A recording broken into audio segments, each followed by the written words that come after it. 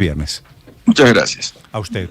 Esta es la respuesta de Humberto Sierra Porto, un muy respetable magistrado, expresidente de la Corte Constitucional. Muy interesante esa última anécdota. Esa última es que, claro, estamos en campaña electoral y el presidente Petro, hábil como es, está utilizando la decisión de ayer con el tema de que la Corte está protegiendo a los megarricos. Y este es el San Benito que está utilizando, bueno... Y del bloqueo institucional, ¿no? Que no me dejan hacer las reformas y entonces se necesita el constituyente.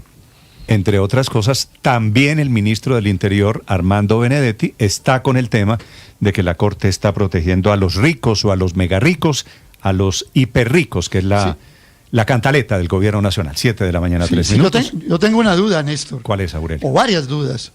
¿Cuántos megarricos, por ejemplo, de la zona cafetera toman aguardiente? En Quinchía, Risaralda, o en Neira Caldas, o en la Tebaida Quindío. ¿Esos son los megarricos que se emborrachan a punta de aguardiente? ¿O cuántos son los megarricos que le apuestan a un partido Patriotas Boyacá Chicó en Tunja?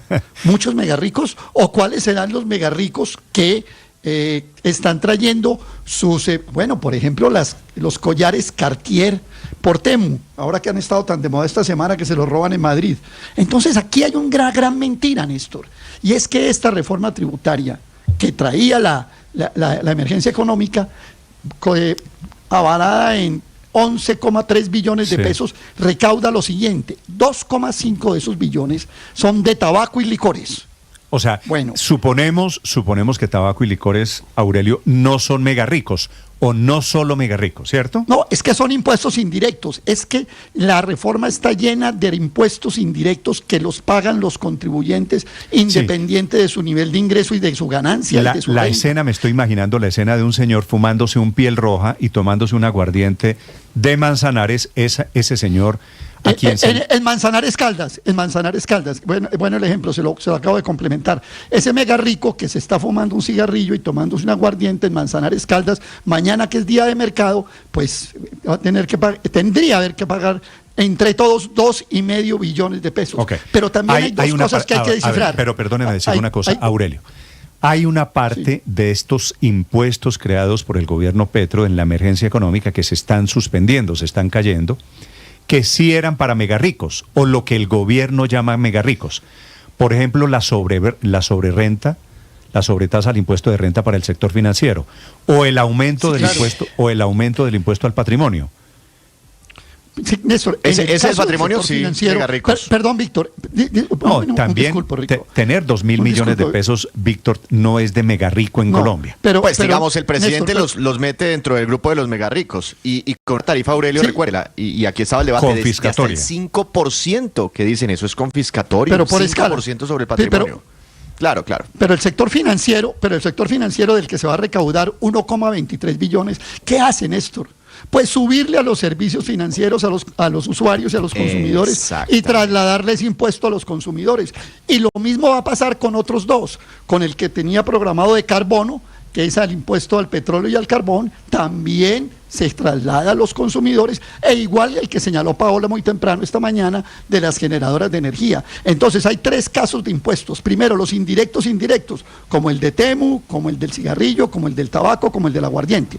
Hay una segunda clase de impuestos, como el del sector financiero, el de hidrocarburos y el de las generadoras, que se le trasladan a los consumidores. Y entre esas 3 chistecitos ya van más de 7 billones de pesos de los 11,3. Y en el caso de los megarricos tampoco es tan cierto el del patrimonio, Víctor, porque si usted mira el del patrimonio, antes el impuesto al patrimonio lo pagaban 34,000 personas y ahora con la emergencia económica lo aumenta a 80,000 personas. O sea que volvió megarricos a 55,000 colombianos más por la vía de ese decreto. Es una mentira. A ver, Aurelio, una aclaración usted. A ver, Aurelio, por favor, una aclaración usted que maneja las cifras. De los 11 billones de pesos que el gobierno aspiraba a recaudar, ¿cuántos los pagaban en serio los megarricos? O los ricos, digamos, para quitarle lo del megarricos. Porque había un castigo para todos. Había unas partes con un énfasis en unas partes y otro con énfasis en otras. Claro. Néstor, el impuesto al patrimonio, que lo pagaban cerca de 35,000 personas, recaudó el año pasado apenas 1,5 billones de pesos. Ahora lo ampliaron para 2 billones y pico y metieron 50.000 megarricos más. Esa es la realidad. O sea que ya metieron sectores que no son de los súper ricos, sino que empiezan a bajar la escala de los contribuyentes del impuesto al patrimonio, que digamos es el impuesto directo por excelencia en esta emergencia económica. Los demás son indirectos, regresivos, que golpean más a los pobres que a los ricos, y los otros son impuestos que por su forma de afectar un servicio van a recargarse a los consumidores. Ahora, en el sector financiero, en la generación de energía y en los combustibles. Al presidente Petro, hay mucha gente que le cree que la Corte Constitucional está defendiendo a los ricos o a los megarricos en Colombia. A eso se refería el doctor Sierra Porto, María Consuelo, yo creo con que que esto en campaña electoral va a convertirse en discurso electoral.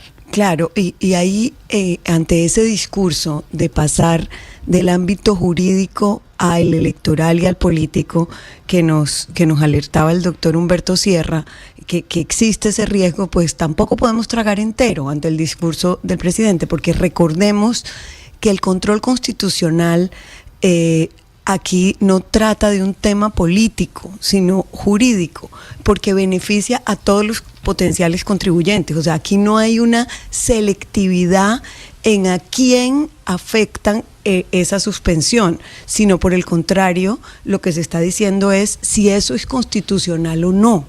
Y precisamente en virtud de evitar un daño, lo que está haciendo la Corte es garantizando que se suspenda hasta que se analice. No tiene una discriminación en a qué beneficiario, si es mega rico o no, afecta, sino sencillamente si lo que se decidió, o sea, si la emergencia económica es legal o no, es constitucional o no. Entonces, Néstor, no hay una medida selectiva, una medida que diga si usted es mega rico le afecta, si no, no.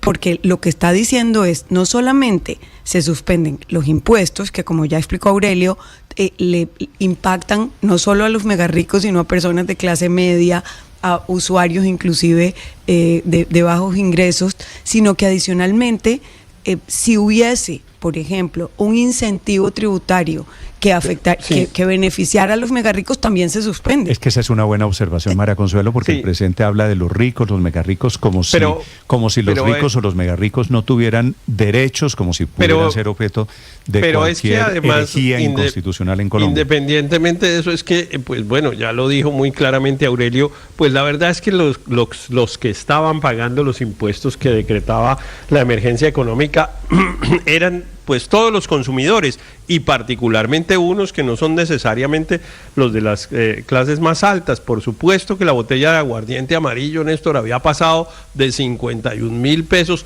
a 68.000. Estaban pagando 17.000 pesos por cada botella de aguardiente, y pues el aguardiente no es propiamente el licor de consumo de los estratos socioeconómicos más altos. Así que la verdad es que en este caso la mentira del presidente pues no se la cree nadie, porque realmente no tiene cómo probar que la mayoría de esos impuestos realmente los fueran a pagar los más ricos. Entonces, claro, quiere producir un efecto electoral, y claro que tiene posibilidad de hacerlo, como lo explicó el doctor Sierra, pero a mí francamente me parece que en este caso nada de eso le va a servir, Néstor, nada de eso le va a servir, porque la gente no es boba, la gente sabe quién estaba pagando los impuestos y quiénes estaban afectados. Yo tengo ahí dudas grandes, Héctor, yo tengo dudas grandes porque creo que el discurso del presidente Petro se compra fácil. Pero en este caso no, Néstor. A ver, que la Corte está protegiendo a los más ricos. Pues claro que la gente más vulnerable se cree el cuento. En este caso no hay. En otros casos, por ejemplo, en el salario mínimo, siempre tuvimos la discusión, ¿no?, que eventualmente puede producir unos efectos negativos y tal. Y yo aquí en estas conversaciones que tenemos siempre les decía, mire, esa discusión está perdida. Nadie puede creer que pagarle más a los trabajadores vaya a hacer daño. Y efectivamente, pues bueno, ahí en algunas encuestas está reflejado que ese discurso le sirvió al presidente de la República, pero no. ¿Tiene dudas de la habilidad del presidente Petro electoralmente, políticamente? No, pero no tengo dudas tampoco de la capacidad de los ciudadanos de saber cuándo le están diciendo mentiras y cuándo no. No, pero adicionalmente, Néstor, María Consuelo, ese discurso del presidente, no me quieren dejar gobernar, los ricos no me dejan gobernar, la Corte Constitucional está protegiendo a los ricos, ustedes que son los pobres, salgamos a defender a los pobres. Eso es muy efectivo y efectista. Pues, claro, pero hay que aclarar. El gobierno tiene el 33% de favorabilidad en las encuestas para la presidencia. Claro que ha sido efectivo. Claro, pero lo importante aquí... No menosprecien el discurso del presidente Petro. No, pero tampoco hay que menospreciar la capacidad de entender la movida en este momento de decir ese discurso que es superficial y político ante una medida jurídica. Es que aquí de lo que se trata no es de favorecer a un grupo económico, sino de evitar que se apliquen normas cuya validez constitucional está en duda. Aquí lo que está haciendo la Corte es siendo guardiana de los derechos de todos. No, yo y sé, eso es importantísimo. yo estoy de acuerdo. Lo que le estoy diciendo es que el presidente es muy hábil para voltear ese golpe, que es un golpe a la impericia. Y la gente no debe pero además un golpe que volverlo a su favor desde el punto de vista electoral, diciendo a ustedes, los más pobres de Colombia, los está golpeando la Corte Constitucional. Esto lo preveía ya el presidente de la República y lo quería utilizar desde su inicio electoralmente, digamos. El presidente sabe muy bien que este decreto, y sabía cuando lo expidió que este decreto tenía muy pocas posibilidades de sobrevivir en la Corte, y la prueba es que magistrados que han votado de manera reiterada con el gobierno, el magistrado Polo, el magistrado Cortés, la magistrada Ángel, que han votado en favor de la reforma pensional, de distintas iniciativas del gobierno, que han defendido incluso temas sensibles, en esta ocasión votaron en contra. La votación de la Corte fue 6-2 y hubiera sido seguramente 7-2 para hundir el decreto, para suspender el decreto, si no se hubiera recusado el magistrado Ibáñez, por una sola razón, porque en este tema, la mayoría de los magistrados, los liberales, los que han votado con Petro, los que creen en el gobierno, lo que sea, creen que esto raya una línea que no se había cruzado del uso de las facultades presidenciales de manera inconstitucional. Y por eso sí es muy importante, y yo coincido con usted, Néstor, que el efecto electoral que busca el presidente, el primero en reaccionar no fue ni siquiera el presidente, fue el ministro de la Política. ¿Hacer qué? Política. Armando Benedetti lo primero que salió a decir fue: aquí los mega ricos otra vez cooptando las instituciones. Y la gente no es porque sea boba que cree este relato, es porque el presidente ha logrado instalar con éxito la idea de es que no me dejan gobernar, es que el Congreso me bloquea las cosas. Y ese relato, usted habla con la gente en la calle, Néstor, no, basta con leer las redes, usted pone una publicación en Facebook y la respuesta a la gente es que no lo dejan gobernar, es que lo bloquean, y son los mega ricos. Entonces por eso es tan importante de verdad explicarle a la gente que aquí no hay una apuesta por los mega ricos. De hecho, sí hay dos impuestos, entre comillas, para mega ricos: el impuesto al patrimonio y el impuesto, digamos, a los bancos de renta, la sobretasa. Bueno, eso para efectos reales, pues en principio podría seguir sobreviviendo. O sea, que se haya suspendido ayer no implicaría que cuando decida la Corte de Fondos, si lo hiciera y cambiara la decisión y dejara vivos esos impuestos, pudieran llegar. ¿Por qué? Porque es que eso se cobra al final del año. Pero usted sabe que eso no se cobra ahorita. Es poco probable que eso pase, ¿no? Es decir, así como quedó suspendida la emergencia económica y los impuestos desde hoy, desde esta mañana de viernes, es muy altísimamente probable que después se caiga de manera definitiva cuando la Corte vaya a estudiar decisión de fondo, no ha pasado, pero que digo es probable que pueda pasar. Álvaro, pues lo escucho, para quien quiera opinar sobre esta batalla en la que está hoy el gobierno contra la Corte Constitucional. Claro, la cuenta Blue Radio Com y cuenta Néstor Morales C. Los leo, estamos también en plataformas, en el canal de YouTube, en Ditu, la plataforma de Caracol Televisión. Señor Álvaro. Claro que se va a caer. Sería extraño que no se cayera después de suspenderla. Y claro que negar el efecto del político de lucha de clases de esta medida es como negar el efecto del aumento del salario mínimo. Esta decisión de la Corte es muy grande, tiene muchas consecuencias. Las institucionales, que estamos en una era exorbitada de poderes públicos, todos, ahora el Poder Judicial también. El Ejecutivo legisla por decreto, el Legislativo hunde reformas sin discutirlas y ahora el Judicial se arroga el poder por encima de otros.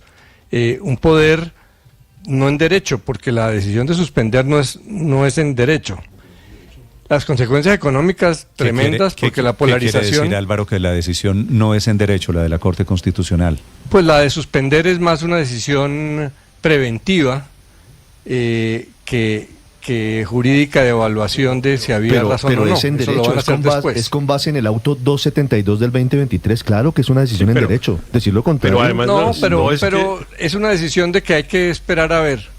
Y lo dijo el magistrado. No es una decisión de que hay que esperar a ver, es que es una decisión de que es una arbitrariedad de tal tamaño que la Corte Constitucional no puede. No es apariencia jurídica, es que lo otro. Pero perdóneme, Álvaro, es que parece defendiendo la mayor arbitrariedad que ha habido desde el punto de vista institucional en Colombia desde que la Constitución colombiana del 91 está vigente. Es que a nadie se le había ocurrido, a ningún presidente se le había ocurrido que podía revocar las decisiones del legislativo invocando falsamente un estado de excepción. Es que la situación institucional de Colombia realmente era muy grave. El presidente de la República decretó un estado de emergencia para usurpar funciones del Congreso de la República, dijo, Héctor, invocando motivos falsos. Pero es que me toca repetírselo porque parece que usted está sosteniendo que el presidente utilizó un recurso válido. El magistrado Sierra Porto, que invocó una razón práctica, institucional, que la Corte no quiere que los gobiernos se la pasen por la faja mientras toma el tiempo para decidir. Esto va en esa dirección y eso puede ser mitad en derecho, pero tiene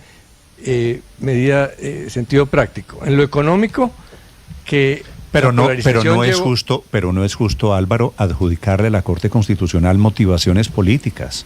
Yo no estoy diciendo políticas. Pero ¿cómo que la Corte Constitucional toma decisiones mitad en derecho? Lo que yo acabo de decir, mitad en derecho Néstor, yo no y he la dicho otra políticas. mitad en qué sería. Yo he dicho razones de conveniencia, que refiriéndome a lo que dijo el magistrado Sierra Porto, que es básicamente esperemos para que no me pasen por la faja. Yo creo que todo el mundo acepta ese hecho. En lo económico, la conclusión es que la polarización llevó al Estado a niveles peligrosos de desfinanciación. En un país donde todos los gobiernos necesitan aumento de ingresos, Uribe para la guerra, Santos para la paz, Duque para la pandemia y Petro para las reformas sociales, aquí no se logró para lo último. Y electorales, que la economía y la lucha de clases se va a tomar la decisión electoral de los colombianos, y lo triste es que va a hacerlo, yo creo, durante muchos años. Cuando la lucha de clases se mete en la dinámica de la política, ahí se queda. Los próximos gobiernos, todo lo que hagan no va a ser como en el pasado, que podían tomar decisiones impopulares económicamente, el Congreso y el gobierno, sino que ahora toda la oposición va a ser sobre la base de para los ricos o es para los pobres. Ahora, Álvaro, y la Corte terminó colaborando en eso. Debo también, por rigor, decir una cosa. Esta plata que se está recogiendo de la emergencia económica, Héctor, 11 billones de pesos. Eso no era para las reformas sociales, perdón. Pero para empezar es muy poquito, realmente, es muy poquito. Ya, para allá voy. Equivalen a menos del 2% del presupuesto de Colombia en el 2026. El presupuesto general de la nación es de casi 550 billones de pesos. Decir que las reformas económicas se caen o están en peligro por el 2%, equivaldría a decir, tengo problemas económicos del 2% de mi presupuesto para mi hogar este año, razón por la cual 2% tengo que sacar a los niños de la universidad y tengo que suspender las vacaciones y tengo que suspender la plata del mercado. No, 2% hay que hacer costos. Lo que hizo el gobierno fue no recortar los gastos electorales de este año, sino intentar financiar ese presupuesto a través de la figura extraordinaria de los impuestos. La afirmación de Álvaro de que es que no ha habido plata para las reformas sociales no es correcta, no es cierta. En este momento, como usted lo está explicando, Néstor, estábamos discutiendo 11 billones de pesos, que claro, 11 billones pues para la economía de uno pues es una cifra impensable, pero 11 billones de pesos para el presupuesto general del Estado.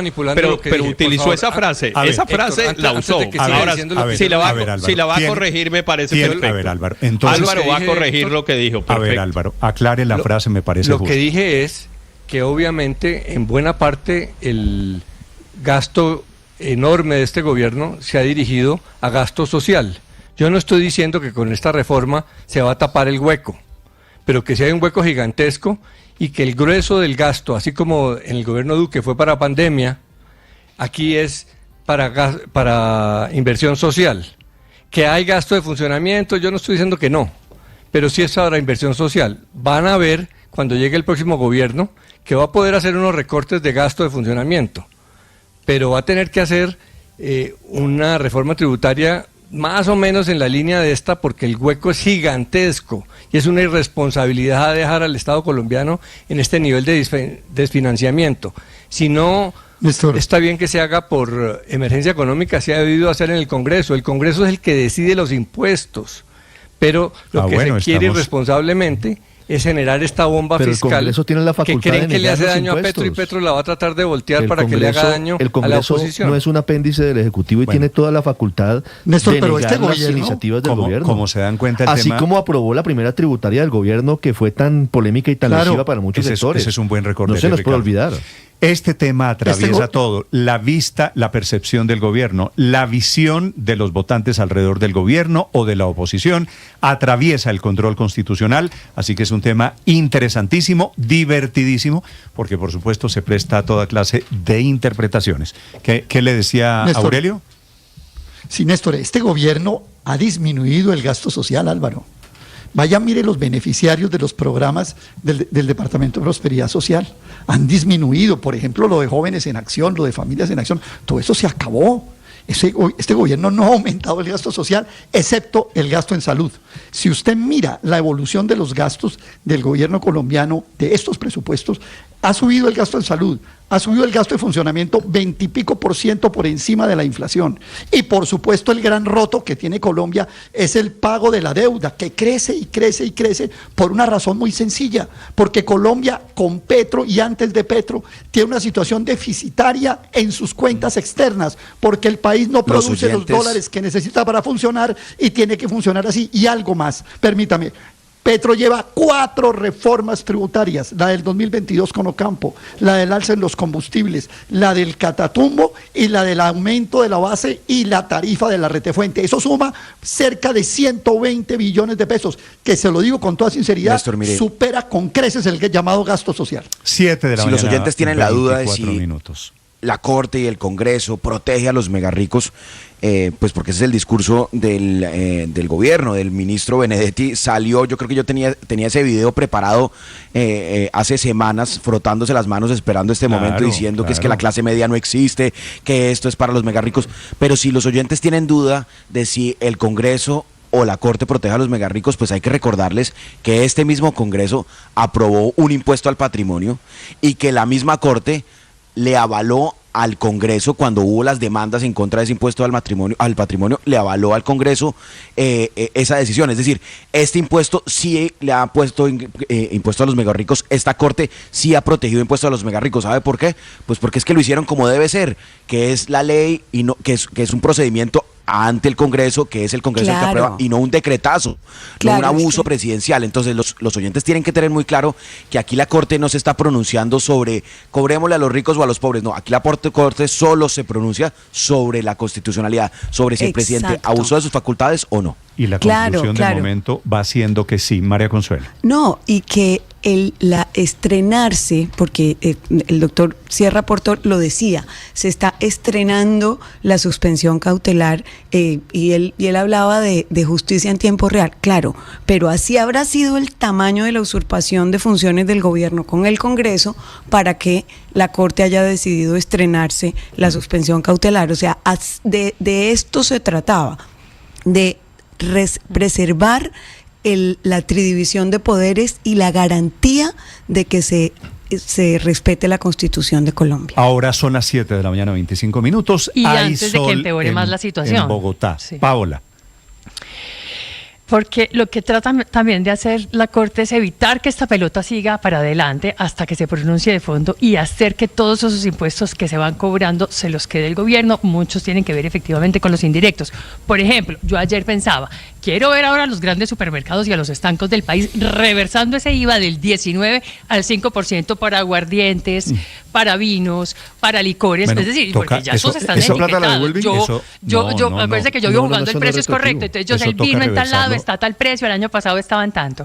Y quiero verlo quiero bajar los precios de aquí en adelante de todos esos vinos. Entonces lo que hace la Corte es, bueno, tal vez paremos esto, frenemos esto, que tengan los supermercados que reversarlo hoy y no por allá en qué sé yo, julio, agosto, septiembre, cuando se pronuncie de pronto de fondo y diga, entonces ahora se cambian las cosas. No, la decisión de fondo yo creo que va a ser difícil que baje. Pero los supermercados, claro que lo van a bajar. Claro, y la decisión de fondo, en la economía formal, claro que hoy mismo baja los así como porque entre otras cosas no puede estar recaudando un impuesto que ya no está vigente.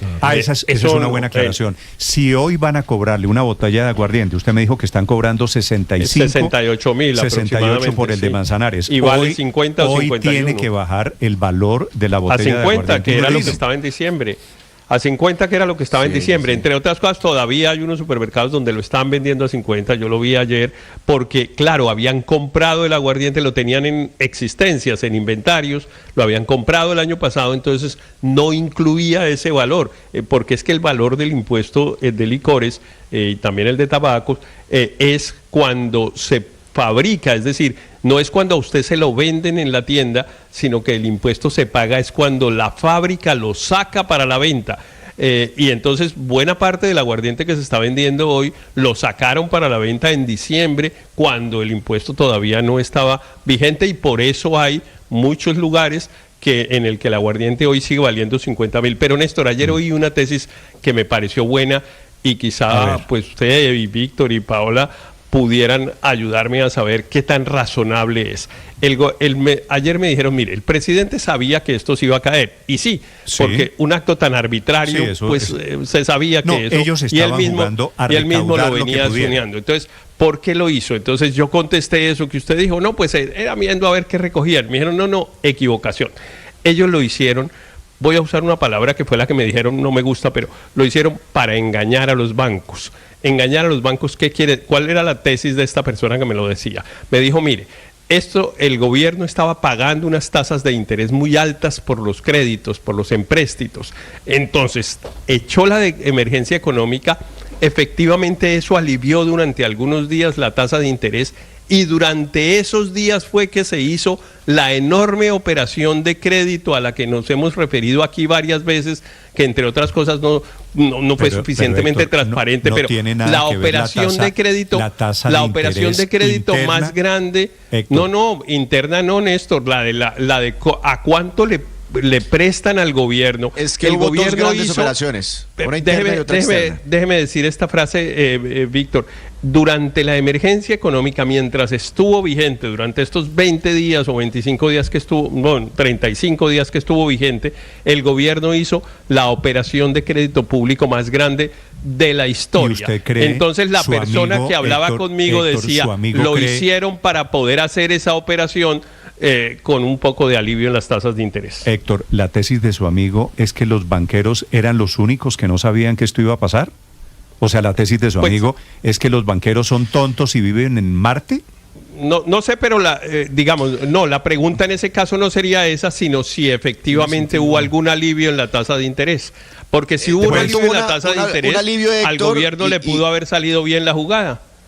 Y eso pues sería, hablar de grandes especuladores y unos grandes traders que habría de pronto en el gobierno nacional, pero acuérdese que la operación de diciembre, en la operación de diciembre fue a un único comprador, ahí no hubo competencia de un mercado para establecer una tasa de interés. La de enero sí fue en dólares y digamos que de pronto sí consiguieron una tasa que se alivió un poco frente a meses anteriores, pero sigue siendo una tasa de interés, Héctor, muy alta frente a años anteriores. Y esta semana el gobierno hizo un endeudamiento interno por casi $1 billón y pagó una tasa de interés a un año por el 12% aproximadamente, que sigue siendo altísima frente a endeudamientos de años anteriores. Pues no sé, tocaría muy mal pensar de pronto para tratar de atar todas estas cosas que nos está diciendo Héctor, pero la crisis fiscal sigue, la situación compleja en materia fiscal sigue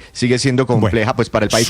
Néstor, una cosita adicional, no sé si se amerite desde la Corte Constitucional que hagan claridad sobre el otro decreto que no está mencionado en el comunicado de prensa, sobre el de las generadoras, porque hay una... Sí, porque hay una gran confusión dentro de las generadoras. Ahorita el 2 de febrero tienen que hacer un pago multimillonario producto de ese decreto que no está mencionado en el comunicado de anoche y sí ameritaría Víctor, yo creo que ese decreto está caído, pero estoy de acuerdo en que la Corte Constitucional está caído, pero no está formalmente caído. Es el decreto 044 del 2026. Son tres procesos distintos en la Corte y en cada proceso hay que expedir un auto para suspender provisionalmente. No lo hicieron en respecto de este decreto del que pregunta Víctor, porque la etapa procesal todavía no ha llegado allá. El proceso, el decreto es del 22 de enero, si no estoy mal. 21 de enero. De hace 8 días. Sí. Y entonces todavía no hay ponencia en ese proceso, pero la próxima semana va a haber y lo van a suspender. Pero Héctor, el tema es el 2 de febrero, ellos tienen que hacer un pago. Sí. ¿Les toca pagar el 2 de febrero? Yo creería que no van a pagar, Víctor, pero es mi impresión. 7:32 minutos, tema de la emergencia económica. Termina todo este rollo, Víctor, con el ministro del Interior soltando una teoría. Como están en campaña, producto de la decisión de anoche de la Corte Constitucional, el ministro del Interior dice que la clase media no existe. Yo que pensé que aquí había una clase media pujante. La tesis del ministro es que aquí solamente hay... Oiga, la teoría... fracasaron porque la idea de un gobierno es garantizar que la mayor cantidad de sus abonados... O sea, desapareció la clase media de Colombia. Clase media. Por cuenta, ¿no? por cuenta de un trino. No. En un de trino. Pobre a rico no se pasa rápido. El reconocimiento del fracaso de las políticas del gobierno. Lo que es peor, padre. Usted y yo, que afortunadamente tenemos... Yo no soy rico. Pero perdóneme un segundo, le termino mi teoría. Ajá. Por cuenta de la posición hoy del gobierno, usted y yo estamos en el mismo nivel del doctor Luis Carlos Sarmiento, de los señores Santo Domingo, de los señores Ardila Lule, de los señores Vélez, de los señores fulanito de tal, de los mega ricos. Todos somos ricos y estamos en la misma escalera. Pero ¿sabe qué es lo peor? O usted es pobre. No, sería una ofensa para las personas que tienen menos recursos y menos posibilidades. Yo no puedo decir eso. Padres, se han dicho que los Benedetti, ¿dónde está, Néstor? ¿Está entre los ricos o está entre los pobres? Está entre los megarricos, por supuesto. Entonces, claro. Claro que pero Néstor... No, ha dicho Luis Ernesto... el padre tiene razón. Una cosa, Luis Ernesto. Víctor, perdóneme, el padre tiene razón. Esto es una ofensa gigante a la gente pobre. Que no tiene cómo pagar, pero Néstor, mire, no tiene cómo hacer las cosas. Decir la semejante tontería, ministro Benedetti, espero que me esté escuchando. Esto de que la clase media no existe es una de las grandes tonterías que yo he escuchado en casi 4 años del gobierno. Benedetti cree que eso le sirve electoralmente, pero es todo lo contrario. Porque claro, la lucha de clases, claro que renta, pero la lucha de clases le sirve al candidato Iván Cepeda hasta ahí donde está, hasta el 33%. El 50+1, que es lo que se necesita para ganar la presidencia, solo es posible con la clase media. Pero por Dios, ¿de dónde sale la teoría de que no existe la clase media Néstor, en Colombia? Mire, yo le voy a ahorrar la llamada al ministro Benedetti, al DANE. Señor, porque son cifras oficiales del DANE. A ver. El 32% de la población colombiana son pobres. El 30,5% son vulnerables.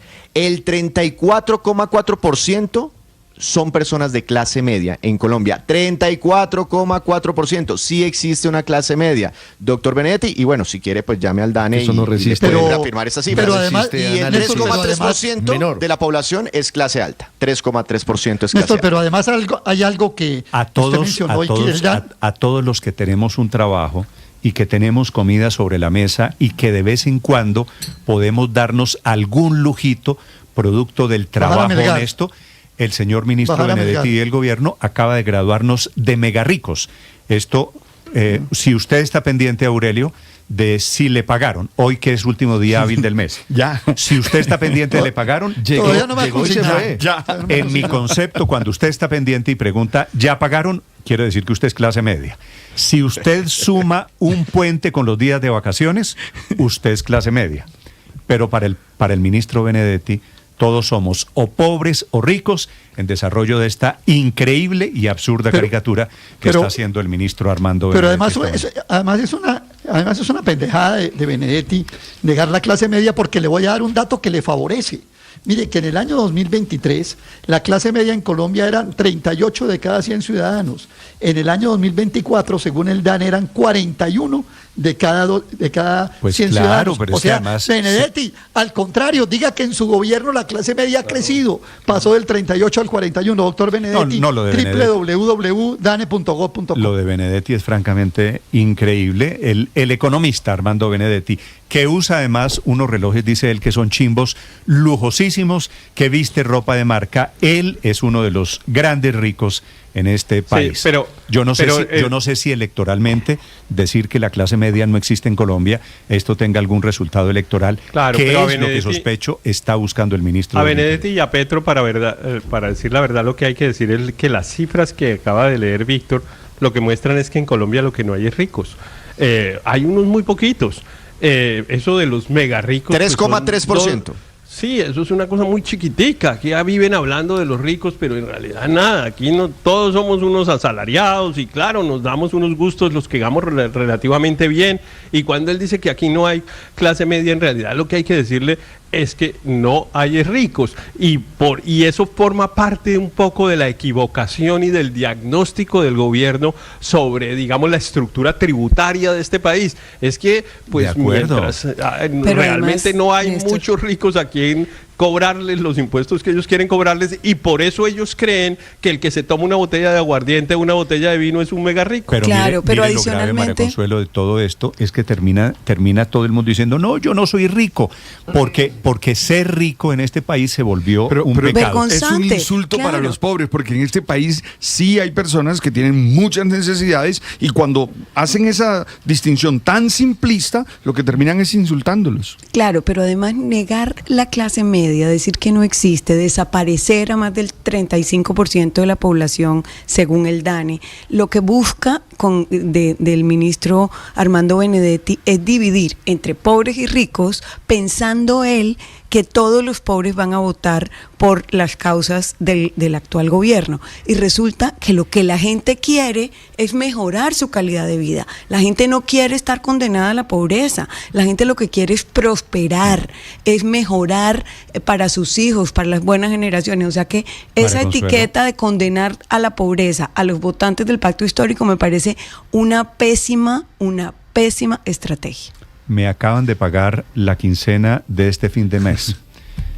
Lo celebro como un mega rico. Son las 7 de la mañana, 39 minutos.